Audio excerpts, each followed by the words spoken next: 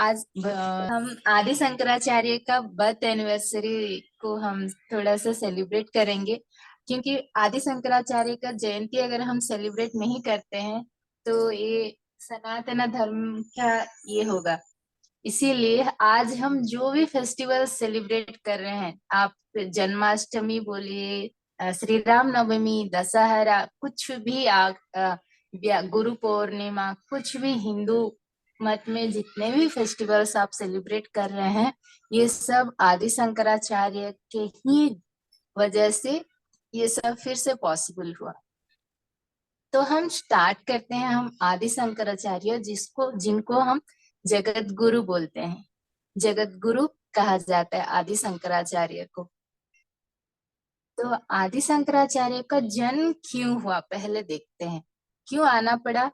आदि शंकराचार्य माना जाता है, नहीं, आदि शंकराचार्य शिव भगवान के री इनकारनेशन है, शिव भगवान के री इनकारनेशन। तो आदि शंकराचार्य को क्यों आना पड़ा ये देखते हैं पहले। जब द्वापर युग में कृष्ण परमात्मा का जो द्वापर युग था, द्वापर युग में जब द्वापर युग खत्म हो रहा था, द्वापर युग में कृष्ण परमात्मा थे। कृष्ण परमात्मा भगवत गीता में क्या बोले, जब जब इस दुनिया में, इस विश्व दुनिया में अधर्म, अत्याचार, अन्याय होगा, तब मैं वो धर्म, अधर्म, अत्याचार को नाश करने के लिए और धर्म को प्रतिष्ठा करने के लिए बार बार जन्म लूंगा बोल के वो प्रतिज्ञा किए थे। भगवत गीता में वो श्लोका भी है। तो वो जब वो प्रतिज्ञा किए थे, तो उन्हें जब कलयुग आया, कलयुग आया, कलयुग में अधर्म, अत्याचार, अन्याय हर जगह पर है। क्योंकि भगवान एक बार प्रतिज्ञा किए हैं कि वो जैसे भी हो आएंगे और धर्म को और एक बार पुनः प्रतिष्ठा करेंगे, तो उन्हें आना ही पड़ता है भगवान को।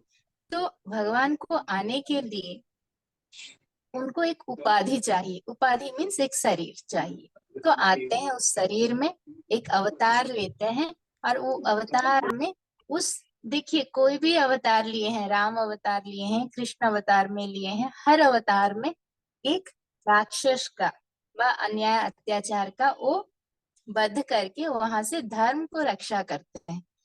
वहां पर जो भी त्रेतया युग बोलिए या द्वापर युग बोलिए, कुछ भी युग में राक्षस व अधर्म, अत्याचार का एक उपाधि था। उपाधि मीन्स एक शरीर था, उनका एक पार्टिकुलरिटी था, जो वहां रावण को वध करना है, यहाँ कंस को वध करना है, जरासंध को वध करना है, शिशु, हर एक को वध करना है।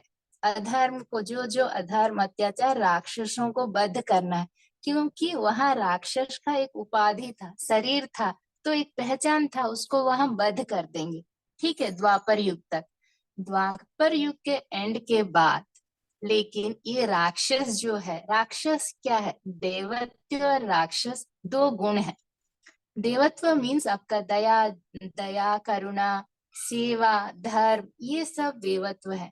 इसके विपरीत जो भी गुण है वो राक्षस के गुण है। लोभ, क्रोध, माया, लोभ, सॉरी, लोभ, आपका जो हर्षद वर्ग है, काम, क्रोध, लोभ, माया, अहंकार, ईर्षा, ये सब जो है, ये सब राक्षस के गुण है, मतलब राक्षस ही है। तो इनका तो कोई अलग सा उपाधि नहीं है, तो हर इंसान में ये बसा है ये चीज। तो भगवान यहाँ किसको यहाँ वध करेंगे, ये अभी समस्या आया है। तो अगर भगवान एक राक्षस एक उपाधि में रहता है तो भगवान उसका वध कर देंगे जाके, हाँ यहाँ पर ये राक्षस है उसका वध कर दो। लेकिन तो कलयुग में हर इंसान में, हर इंसान के मन में ये सारे चीज बैठे हैं। तो वो सारे चीज, वो राक्षस को उनको निकालना है, तो कैसे निकालेंगे भगवान, कैसे वध करेंगे। तो उसको वध करने के लिए मन में जो हमारा हर्षद वर्ग बैठा है, काम, क्रोध, ईर्षा, अहंकार, लोभ, ये सब जो बैठा है, इसको बाहर निकालने के लिए क्या चाहिए, ज्ञान चाहिए। ज्ञान रूपी जब भगवान हमारे मन में समाते हैं, अज्ञानी रूपक राक्षस का वध हो जाता है। तो ये अज्ञानी रूपक राक्षस बाहर लाने के लिए भगवान को तब भी फिर इनकारनेशन लेना पड़ा और पुनर्अवतार लेना पड़ा शिव भगवान। भगवान क्यों? शिव भगवान ज्ञान के प्रतिरूप है, तो वो ही ज्ञान स्वरूप है। तो फिर वो शिव भगवान क्या किए, वो आदि शंकराचार्य के रूप में जन्म लिए, इस धरती पे आए। तब हमारे जब कलयुग का स्टार्ट हुआ था, अभी से 2000 वर्ष पूर्व पहले, तब ना वेद हमारे भगवान के मुख से निकले हुए बातें कि हम कैसे एक इंसान, कैसे हमारा सनातन धर्म में 4 वेद है, जो 4 वेद हमें बताते हैं कि एक इंसान कैसा जीना चाहिए, क्या क्या करना चाहिए, कैसे जीने से हम मोक्ष के मार्ग में जा सकेंगे, भगवान के ज्यादा करीब हो सकेंगे। ये हमारे 4 वेद है।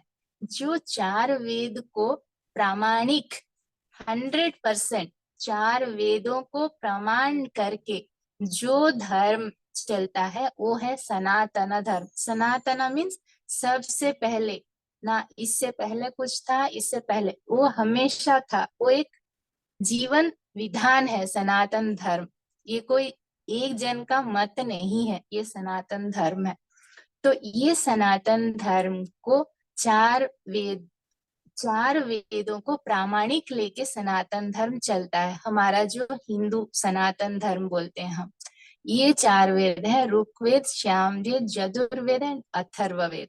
ये 4 वेद हमको सिखाता है एक इंसान कैसे जीना है, एक इंसान को कैसे जीना है।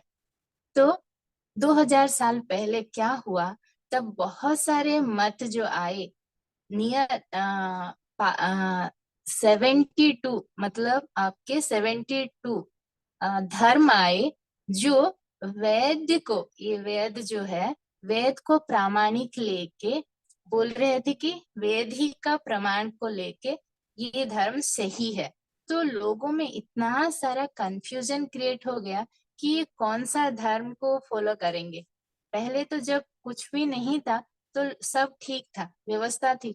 एक धर्म आया, ये करो बोला, दूसरा धर्म आया, एक जैन धर्म आया, बौद्ध धर्म आया, बहुत सारे धर्म, इतने सारे, ऐसे 72 धर्म आए, जो कि वैदिक वेद को, ये 4 वेदों को प्रामाणिक बोल के उनका मत लोगों के ऊपर कहने लगे। तो लोग भी एकदम कंफ्यूजन हो गए, पहले जो करते थे उसको छोड़ के ये नया धर्म में आ गए। तो ये इसमें भी उनको शांति नहीं मिला, क्योंकि उनका एकदम आइडिया क्लियर नहीं था कि क्या सही है, ये क्या गलत है। तो तब सब तरफ हल्ला मच गया। हमारा सनातन धर्म क्या करता है, हमारा सनातन धर्म यज्ञ करता है। यज्ञ में हम यज्ञ करके, होम करके, उसमें ना आहुति डालते हैं। उस आहुति से जो निकलता है धुआं, उससे बारिश होता है, हर बारिश होता है, बारिश होता है तो फसल होता है, तो जीवन चलता है। ये जीवन चक्र है। सनातन धर्म क्या है, एक जीवन चक्र को चलाने की विधि है।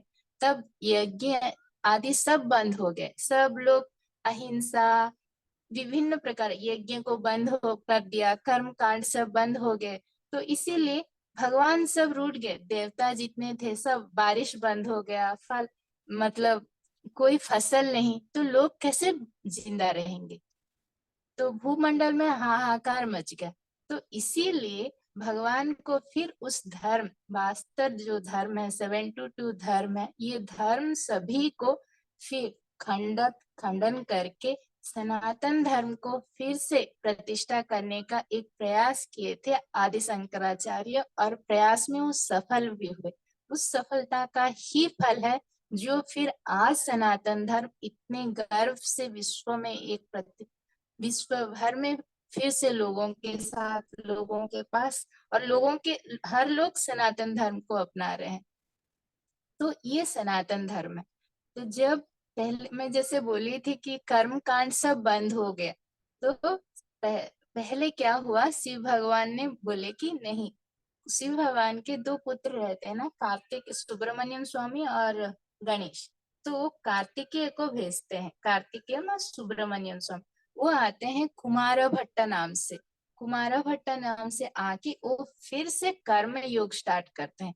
कर्म योग मतलब ये सब यज्ञ करना, पूजा करना, दिया लगाना, भगवान को पूजा करना, ये सब अगर आप कुछ जाने बिना भी पहले पूजा तो करो, करने के बाद ही भगवान के प्रति आपका एक समर्पण भाव आएगा।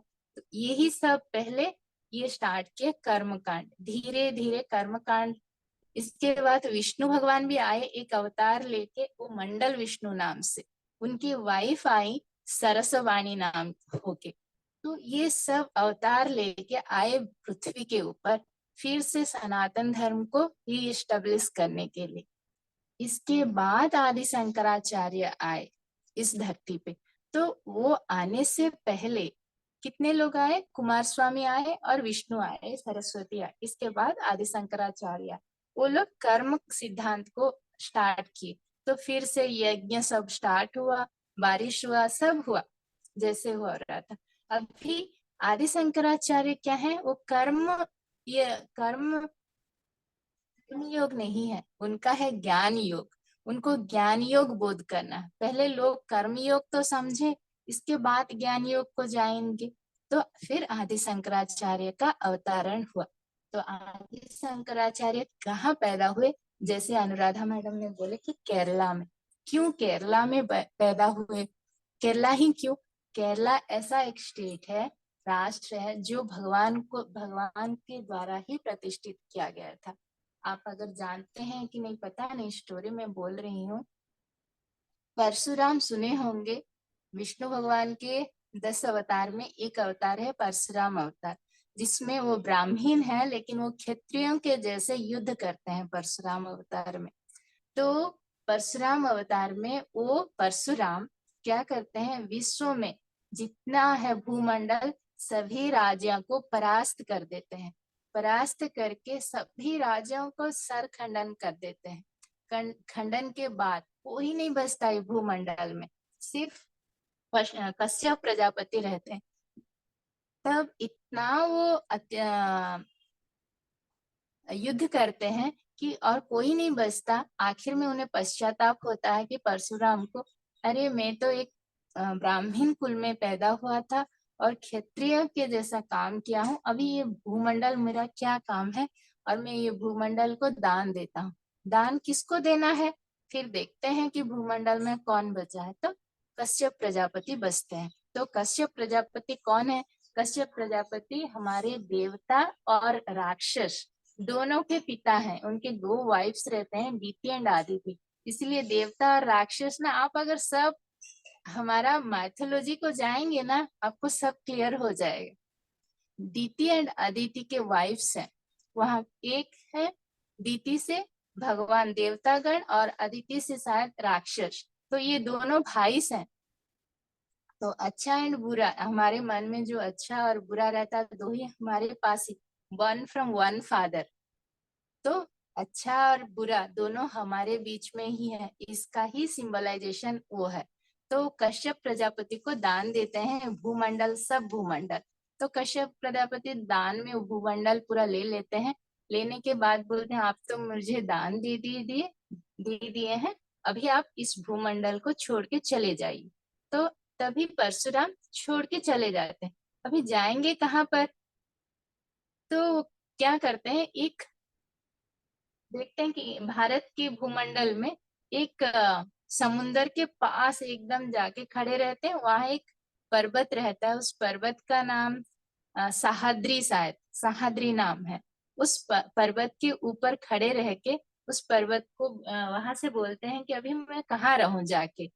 तो वहां से उनका हाथ में एक ये रहता है, देखे होंगे, कुलाड़ी बोलते हैं ना, वो रहता है। तो वो कुल्हाड़ी को फेंक देते हैं। नहीं, तभी वो पहाड़ के ऊपर से खड़े होके समुंदर को बोलते हैं कि आप मुझे एक भूमंडल दो, जहां पर कि मैं, क्योंकि मैं तो सभी जगह दान दे चुका हूँ, मेरे पास और कुछ भी नहीं है खड़े होने के लिए। तो मुझे अभी दान चाहिए कुछ, मैं कहाँ रहूं, मुझे एक जगह दो। तो परशुराम को बहुत गुस्से वाले हैं। तो समुंदर खुद डर जाता है, बोलता है कि अरे मैं दूंगा, ज्यादा देने से भी मुश्किल, कम देने से भी मुश्किल, इससे अच्छा कि वो खुद ले ले। तो वो बोल समुंदर तब फिर कहते हैं कि परशुराम से, आपको जितना चाहिए आप ले लो, मैं पीछे हट जाऊंगा। तो परशुराम क्या कहते हैं कि अपना कुलाड़ी जो रहता है वो फेंकते हैं, जहां गिरता है वो कुल्हाड़ी, वहां से समुंदर पीछे हट जाता है। तो वो वहां जितना जगह वो हटा समुंदर, वो बनता है केरला स्टेट, केरला राज्य। इसीलिए बोलते हैं कि केरला भगवान का राज्य है बोलते हैं। वो परशुराम क्षेत्र भी कहलाता है केरला, वो परशुराम ही बनाए थे। तो वहां परशुराम ने वहां पर क्या कि कुछ ब्राह्मण्स को लेके आए, वहां वेद उपनिषद सब शिक्षा दिए। वहां से स्टार्ट हुआ आदि शंकराचार्य लोगों का, जो एंसेस्टर्स थे वहां से ही आए थे। उनके ही घर में, वहां ही आदि शंकराचार्य के पिता हैं शिव गुरु, और माता है आर्यम्बा। ये भी बहुत ही भक्त है, शिव के बहुत ही भक्त। इनके एंसेस्टर्स जो थे ये सब परशुराम के पास ही सब वेद सब सीख के आए थे, ये लोग भी बहुत ही भक्त थे। तो ये सब हो गया।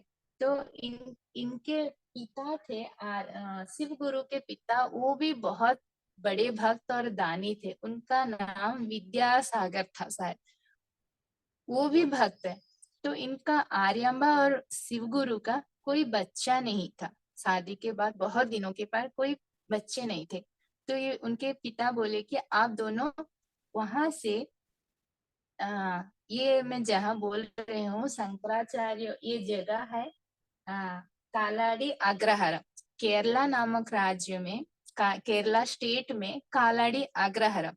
वहां से और एक जगह है त्रिचूर। त्रिचूर में एक शिव का मंदिर है, जो बहुत साल पुराना मंदिर है। तो इनके फादर जो है शिव गुरु का, उनके फादर कहते हैं कि आप जाओ वहां पर 40 दिन मंडल भजन करो शिव जी का, आपका जरूर आपका संतान होगा। तो आर्यम्बा और शिव गुरु वहां जाके भजन करते हैं शिव, एकदम निष्ठा के साथ 40 दिन मंडल करते हैं। करने के बाद भी इनका ना मतलब कुछ भी रिजल्ट नहीं होता है। तो फिर आर्यम्बा और शिव गुरु बोलते हैं, अरे हम तो इतना भक्त हैं शिव जी के, और शिव भगवान हमारे ऊपर प्रसन्न भी नहीं हुए। तब आर्यम्बा बोलती हैं कि नहीं, हम भगवान प्रसन्न अप्रसन्न ऐसा कभी नहीं होता। चेष्टा हमारे काम में ही कुछ लोभ है, मतलब कुछ कमी है, जिसके वजह से हम वो परिणाम तक पहुंच नहीं पाए। चलिए और एक बार हम प्रयास करते हैं, बोले। फिर वो दोनों फिर से 40 बार वो भजन किए त्रिचूर मंदिर में। त्रिचूर मंदिर का भी बहुत महत्व है, इतना महत्व आप सुनेंगे तो ऐसे रह जाएंगे। इफ एनी आप में किसी को अगर कोई अभी अपॉर्चुनिटी मिलता है त्रिचूर मंदिर जाने का, प्लीज जाइए इस लाइफ में। तो वहां पर फिर से वो पूजा वो मंडल करते हैं। एक दिन रात रात में आर्यम्बा के नींद में आके, सपने में आके शिव भगवान कहते हैं कि मैं आप, आर्यम्बा दोनों के शिव गुरु दोनों के सपने में आके बोलते हैं कि मैं आपके आपके वहां यहाँ पर आपके घर में एक बेटे के जैसे पैदा होऊंगा। तो ये खुश हो जाता है कि बोलते हैं कि मैं आपको एक ऑप्शन दे रहा हूँ, आप देखो। आपको मूर्ख और दीर्घायुषु, बहुत लंबा आयुष होने वाला 3 बच्चे चाहिए, या एक ज्ञानी पुरुष जो इस जगत को, पूरा जगत को ज्ञान से भर दे, वैसा एक पुत्र चाहिए। तो ये दोनों ना कंफ्यूजन हो जाते हैं। तो आर्यम्बा भी शिव भगवान को नींद में बोलते हैं कि मेरे पति से पूछ के मैं आपको कहता हूँ। शिव गुरु भी बोलते हैं मेरे पत्नी को पूछ के मैं कहता हूँ। तो फिर सुबह जब होती है, दोनों आते हैं एक दूसरे को वही क्वेश्चन पूछने के लिए। तो दोनों पूछते हैं कि क्या हुआ, ऐसे रात में ऐसे सपना आया। तो दोनों तभी सोचते हैं, दोनों के मुंह से एक ही बात आती, एक ही आंसर, कि जो भगवान इतना कुछ जानता है, वो भगवान को हमें क्या चाहिए वो नहीं चाहिए, उन्हें पता नहीं होगा क्या, उन्हें पता है कि हम क्या, उन्हें सबसे अच्छा क्या है, तो वही वो फॉर्म में ही वो आएंगे। तो फिर भगवान शिव भगवान जो है वैशाख पंचमी के दिन, वैशाख पंचमी शुक्ल पक्ष के दिन उनके घर में पैदा होते हैं। शिव गुरु और आर्यांबा के एक एज ए सन पैदा होते हैं। तो जब छोटे थे आदि शंकराचार्य, ये देखिए उनका नाम भी शंकर कैसा पड़ा जा, ये बहुत ही लंबा स्टोरी है। शंकर 3 अक्षर से बनता है ना। ये शंकर का जो स, क और र है वो भी अल्फाबेट है। स जो है वो 5 को इंडिकेट करता है, मतलब वो 5 क्या है, पंचमी। रॉ क्या है, रॉ है ना वो आपका जो आ, हाँ संग क जो है ना वो आपका आ, शुक्ल पक्ष को अटेंड इंडिकेट करता है। देखिए हमारा 2 पक्ष रहता है ना, शुक्ल पक्ष और कृष्ण पक्ष। तो शुक्ल पक्ष पहला वाला होता है तो 1, तो वो 1 को इंडिकेट करता है। शंकर रॉ जो है, तो वो रॉ जो है वो चैत्र मास को 2 को रिप्रेजेंट करता है। हमारे हिंदू में दो पहला मास कौन सा है, चैत्र, और दूसरा मास जो है वो वैशाख, बोले 2। तो वो 2 2 1 5 ऐसे में जन्म हुए थे। उसको अगर उल्टा करते हैं, वो संप्रदाय के लोग जो जिस संप्रदाय में ये पैदा हुए हैं आदि शंकराचार्य, उनके संप्रदाय में क्या होता है, ऐसे पैदा होने से उनको फिर उल्टा किया जाता है, तो 5 1 2 होता है, उससे उनका नाम निकालते हैं, तो उसका नाम पड़ता है शंकर। इसीलिए शिव भगवान वैशाख मास में शुक्ल पक्ष में पंचमी के दिन ही पैदा हुए थे, जैसे कि उनका नाम शंकरा आए। तो ये है उनका उस दिन पैदा होने का इम्पोर्टेंस में। इसके बाद उनके पिता का इन ये 3 इयर्स के थे तभी उनका सब कुछ सब नॉलेज हो गया था। आदि शंकराचार्य को बहुत सारे नॉलेज हुआ था, बहुत ही सारा। सब तो बहुत आश्चर्य भी हो गए थे। जब ये 5 साल के थे तभी इनका संस्कृत में भगवत गीता, उपनिषद, वेद सब में ज्ञान था, जब 5 साल के ही थे। और जब वो 5 साल के थे वो अपना पहला स्तोत्र किए थे, वो है कनकधारा स्तोत्र। ये क्लास के बाद आप हर कोई कनकधारा स्तोत्र एक बार सुनिए, आप बोलेंगे सच में कितना अच्छा श्लोक है। कनकधारा स्तोत्र 5 साल में ये किए थे। कनकधारा स्तोत्र का इम्पोर्टेंस मैं आपको बताती हूँ। कनकधारा एक बार क्या हुआ, आदि शंकराचार्य ये क्योंकि ये ब्राह्मण्स हैं तो ये एक बार भिक्षा लेके लाने के लिए एक घर में गए थे, एक ब्राह्मण के घर। वो सिर्फ 5 साल के बच्चे ही थे। तो उस ब्राह्मण के घर में ब्राह्मण नहीं थे, वो ब्राह्मणी जो थी वो थी बहुत ही गरीब है। तो वो द्वादशी का दिन था, एकादशी का नेक्स्ट डे। हमारे में देखिए एकादशी उपवास रहते हैं, द्वादशी के दिन ब्राह्मण को दान करके फिर भोजन किया जाता है, तभी एकादशी का फल मिलता है कहा जाता है हमें हिंदू में।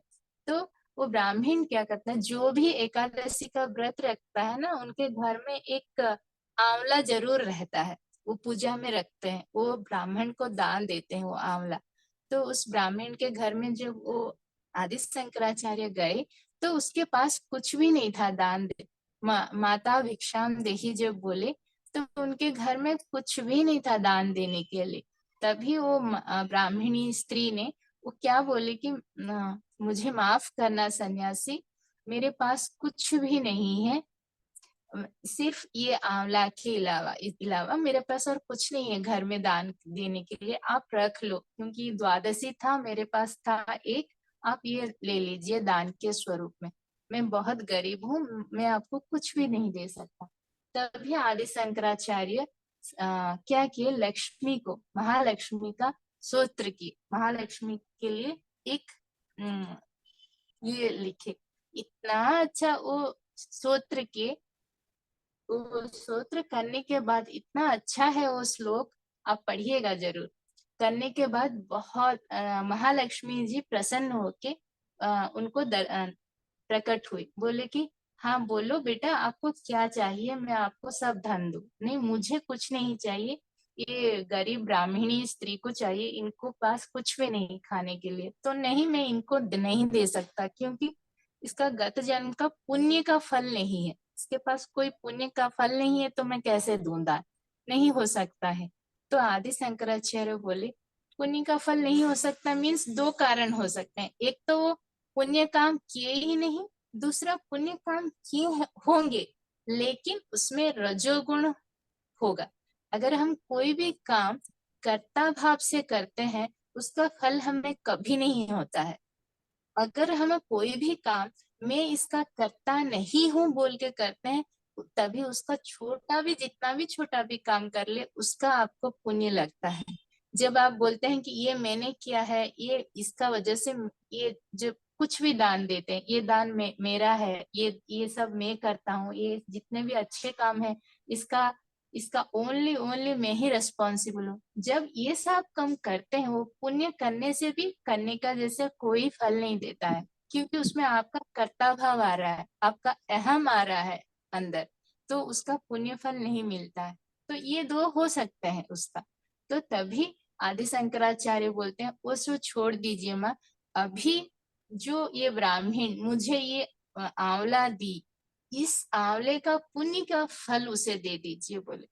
फिर इतना स्तोत्र किए कि आखिर में वो प्रसन्न होके महालक्ष्मी 1 घंटा 48 मिनट्स 1 hour 48 मिनट्स वहां सिर्फ गोल्ड के, सोने के आंवले सिर्फ बारिश हुए, सोने के। 1 घंटा 1 hour 48 मिनट्स वहां पर।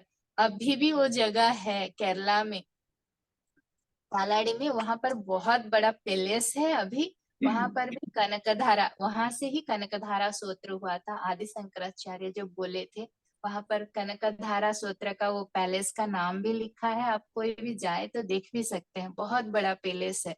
वहां पर वो जगह भी है। कालाड़ी अग्रहार में भी है अभी भी, आदि शंकराचार्य जहाँ बर्थ हुए थे।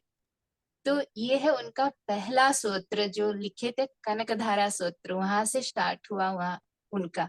इसके बाद उनका इतने ज्ञानी थे कि वो उनका उपनयन हो, उनके पिता वो बहुत छोटे थे और उनका पिता का मौत हो गया था, मृत्यु हो गया था। इसके बाद उनका माता जो थे आर्यम्बा, वो स्थिर किए कि इनको उपनयन करना है, बिना उपनयन के वेद हम पढ़ नहीं सकते, तो उपनयन करना है। तो उपनयन इनका बहुत छोटे से समय में ही हो गया। इसके बाद वो उनके जो आदि शंकराचार्य थे, उनका आयु सिर्फ 8 साल का ही था जब वो पैदा हुए थे, सिर्फ 8 साल का। लेकिन 8 साल में ये माँ के पास ही हो गया। तो इनको धर्म ज्ञान को सब प्रचार करना है, इतने सारे मत को, सनातन धर्म को पुनर्जीवन कर देना है। तो इसीलिए विभिन्न परिस्थितियों से फिर उनका आयु ओनली 32 ईयर्स, वो केवल 32 साल ही इस भूमंडल में रहे। मीन्स आदि शंकराचार्य एक इंसान नहीं है, आदि शंकराचार्य हमारे बीच में घूमे फिरते शिव भगवान का एक अवतार है, वो ज्ञानी है। तो उनका उपनयन 7 साल में हो जाता है, 5 साल में हो जाता है। इसके बाद एक वो सन्यासी सन्यासी लेना चाहते हैं, लेकिन उनके माँ ना उनको सन्यासी लेने के लिए तैयार नहीं होती है। सन्यासी सन्यासी ऐसे कोई खुद नहीं ले सकते। सन्यासी लेने के लिए माँ या पिता, दोनों में किसी, दोनों का नहीं तो दोनों में किसी का एक का हामी होना जरूरी है।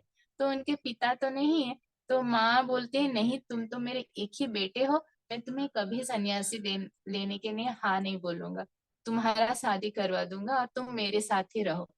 तो ये बोलते हैं नहीं, मुझे नहीं चाहिए, मैं सन्यासी ही लूंगा। एक दिन क्या करते हैं आदि शंकराचार्य, उनके माँ और वो खुद जाते हैं।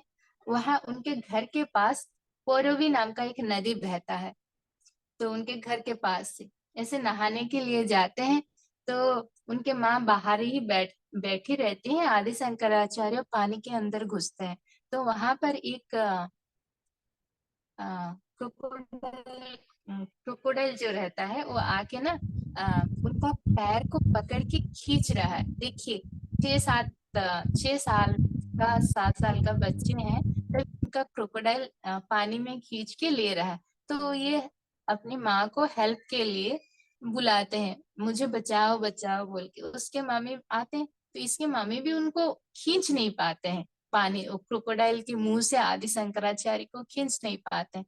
तभी आदि शंकराचार्य बोलते हैं कि माँ, आप अगर मुझे सन्यास बनने का आदेश देते हो तभी ये क्रोकोडाइल मेरा पैर छोड़ देगा और मैं बच जाऊंगा, पुनर्जन्म मिलेगा मुझे। अगर आप मुझे ये नहीं देते हो तो ये क्रोकोडाइल मुझे ले जाएगा अंदर। अगर मुझे सन्यासी देने के लिए आप देते हो, देखो मैं एटलीस्ट आपके सामने तो घूमता फिरता रहूंगा। तो तभी उनको माँ को क्या चाहिए कि मेरे पास बेटा ना भी रहे लेकिन जिंदा है और यहीं पर घूम रहा है, इसका तो सेटिस्फेक्शन होगा उनके माँ के लिए। तो ये क्या करते हैं, तो हाँ ठीक है, मैं तुम्हें संन्यास लेने का मैं आदेश दे रहा हूँ, परमिशन दे रही हूँ बोल के बोलते हैं। तो तभी वो क्रोकोडाइल छोड़ देता है वो आदि शंकराचार्य को पैर को, और ये बच जाते हैं, वो बाहर आ जाते हैं। इसके बाद वो सन्यासी ले लेते हैं। लेकिन वो क्रोकोडाइल भी मामूली क्रोकोडाइल नहीं है, वो एक क्रोकोडाइल जो है उसका भी एक अभिशाप था। ये वो एक गंधर्व था, वो उसको दुर्वासा ऋषि का एक अभिशाप के वजह से वो क्रोकोडाइल बना। और वो ना उस तब बोलते हैं कि अरे मुझे तो, वो गंधर्व बोलते हैं नहीं मुझे इस सांप से मुक्त करो। तो वो बोलते हैं कि तुम शिव भगवान के पैर को जब छुओगे तब इस सांप से मुक्त हो जाओगे। तभी फिर शिव भगवान रीइंकार्नेट होंगे जब, तब तुम उनका पैर पकड़ना और तुम फिर पानी से जब आ जाओगे बाहर, फिर तुम्हारा पुनर्जन्म होगा। तो वो फिर जब आदि शंकराचार्य को पैर पकड़ता है तो फिर वो क्रोकोडाइल जो है वो गांधर्व बन जाता है। और यहाँ से शुरू होता है आदि शंकराचार्य का पढ़ाई, मतलब वो सन्यासी का ये। आदि मैम शंकराचार्य 2000। मैम अब है ना हेलो। 3 मिनट ही रह गए हैं, तो किसी और को भी कुछ कहना है ठीक तो वो। है, हाँ ठीक है, मैं और कभी आदि हाँ शंकराचार्य का मैम, नेक्स्ट किसी और दिन सैटरडे आपको करेंगे, पक्का, क्योंकि नेक्स्ट काफी लोग सैटरडे आए। यस मैम, कई लोग आए मैं, हैं तो उनको भी कुछ ना कुछ कहना होगा। आपने बहुत कुछ मतलब बताया। Thank you. या थैंक यू प्लीज मैम। आज जो जो आए हैं नेक्स्ट सैटरडे को भी आइए और मुझे 2-3 क्लास दीजिए। मैं शंकराचार्य को जीवन चरित्र आप सभी को सुनाऊंगी, बहुत ही अच्छा चरित्र है। और हम हर एक सनातन धर्म को मानने वाला आदि शंकराचार्य के जीवन चरित्र सुनना ही चाहिए। और आदि शंकराचार्य का जयंती जो वैशाख पंचमी से स्टार्ट हुआ, अभी 11 डेज और ही चल रहा है उनका वो जयंती, और है 11 डेज चलता है। वैशाख पंचमी से पहले 11 डेज, वैशाख पंचमी से बाद में 11 डेज इनका जयंती चलता है। कालाड़ी अग्रहारम में, तिरुचूर में, श्रृंगेरी में, ये सब उनका जो मठ है वहां पे चलता है, अभी भी चलता है। तो हम भी अभी उन्हीं के वो उत्सव का एक दिन मनाए। वो भगवान को इसीलिए बहुत बहुत कृतज्ञता, और आप सभी को तहे दिल से कृतज्ञता। थैंक यू, आप सब आए। Thank you thank you ma'am. Padma, आपने बहुत अच्छी नॉलेज दी है, बहुत अच्छा बोला है। Thank thank you you so much. Ma'am, आप सभी प्लीज नेक्स्ट सैटरडे और 2-3 मुझे सैटरडे दीजिए, मैं आदि शंकराचार्य का फुल जीवन चरित्र आप सभी को सुनाऊंगी, आपको बहुत अच्छा लगेगा। मैम थैंक यू बोलते हुए थोड़ा वीडियो ऑन कर लीजिए, तो आज सबको अच्छा लगता है। मैं बस रिक्वेस्ट ही कर हाँ रही हाँ हूँ।